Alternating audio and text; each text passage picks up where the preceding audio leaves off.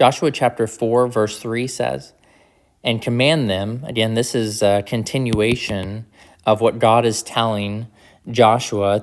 Verse 2 says, "Take 12 men from the people, from each tribe of man." Verse 3 now, "And command them to do this. You are the leader, Joshua. Command them, saying, take 12 stones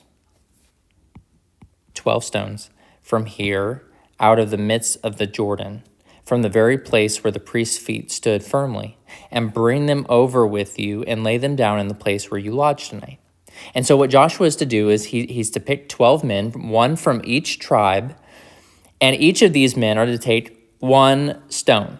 Each of these men are to take one stone. So there's going to be 12 stones in total from here out of the midst of the Jordan. So what they're doing is all of the people now, according to verse 1, they've passed over the Jordan.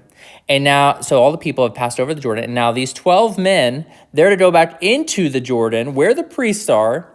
And they're to take 12 stones from the very place where the priest's feet stood firmly. They're to take 12 stones from the general area where the priest's feet stood.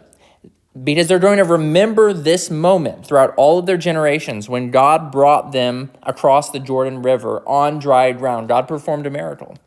And so there's going to be one man from each tribe. Each man is going to take a big stone from out of the midst of the Jordan, from the very place where the priest's feet stood firmly, and bring them over with you and lay them down in the place where you lodge tonight, so that you can remember tonight, you can remember tomorrow when you wake up, you can remember the rest of this week, the rest of this month, the rest of this year, for the rest of all of the future generations of the nation of Israel, so that you will always remember what the Lord has done for you, that God was faithful to fight your battles, that God was faithful to fulfill his promises, and that God is faithful as always. This is Joshua chapter 4, verse 3, "And command them, saying, take 12 stones from here out of the midst of the Jordan, from the very place where the priest's feet stood firmly, and bring them over with you and lay them down in the place where you lodge tonight." And I love this because God is giving them a visual illustration. God loves for us to learn our lessons by sight, by sound, by touch, by feeling, he wants to exercise all the different characteristics of how each of us learns. And many of us, all of us to some degree, are visual learners. Well, God is giving them a visual sight to look at for all future generations.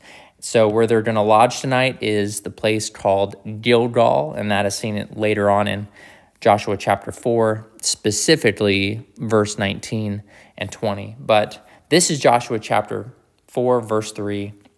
God is saying, "And command them, saying, take 12 stones from here out of the midst of the Jordan, from the very place where the priest's feet stood firmly." They stood firm on dry ground, "and bring them over with you and lay them down in the place where you lodge tonight." Joshua 4:3.